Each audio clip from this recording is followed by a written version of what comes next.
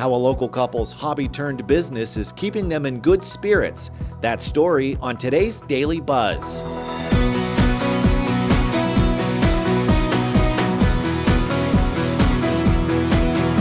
Today's Business Journal Daily Buzz is brought to you by 717 Credit Union. For anyone thinking of starting their own distillery, Leanne Herbrook has a few words of advice. It's a lot more intensive and expensive than you think. The equipment is substantial and the regulations are many. Every day is a school day. There's a lot to learn and it's difficult. But that doesn't mean it can't be done, and it doesn't mean it can't be fun. Case in point, Tom's Foolery Distillery, located in Burton, Ohio.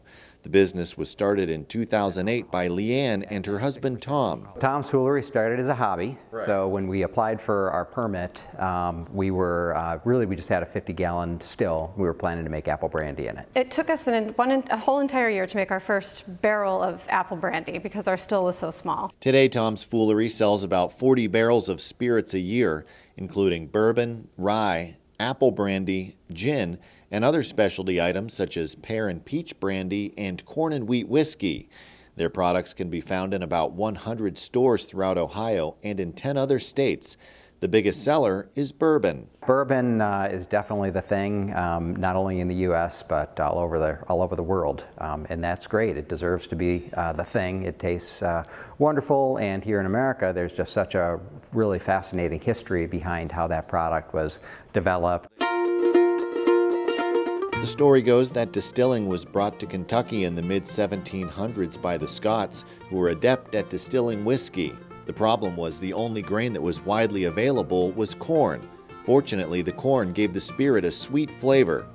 Then it's said that in 1780, a Baptist minister named Elijah Craig discovered the best way to clean a fish barrel for storing whiskey was to burn it.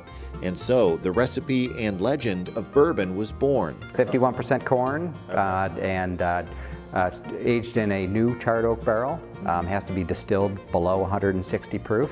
Has to go into a bottle above 80 proof. Has to go into the barrel below 120 proof. We added a honey malt to this, and it doesn't have a honey taste. Tom's Foolery spirits are aged 6 years inside the rack house, which sits in a barn in front of the Herbrooks' home. It currently holds about 453-gallon barrels.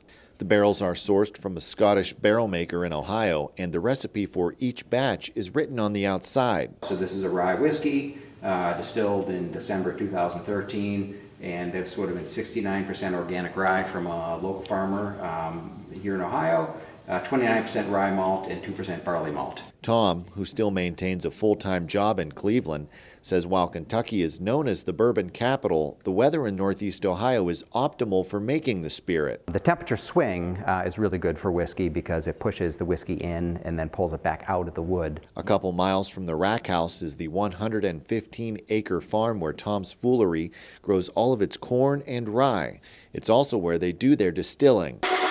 The first step is milling the corn. And so we'll take roughly 1,200 pounds of corn, mix it with 200 to 250 pounds of rye. Then the corn, rye, and barley malt are added to the cooker. The process of about 8 hours, we'll boil it and then reduce the temperature down, and the malted barley will convert the starches into fermentable sugars. From there it goes to the fermenter for about 3 days before moving to the distiller. We put it into the 1,000-gallon beer still, and this will boil for about 8 hours. Alcohol vapors come off before water, and it comes out here, and we collect it in this tank. Aside from the occasional help from family, all of the work is done by Tom and Leanne, though they both say work is not what they want this business to become. We named it Tom's Foolery because it was fun. It was his hobby. It was fooling around in the barn, and he wanted to name it something super stiff and serious, and I was like, no, because when it gets to that point, when it's no longer fun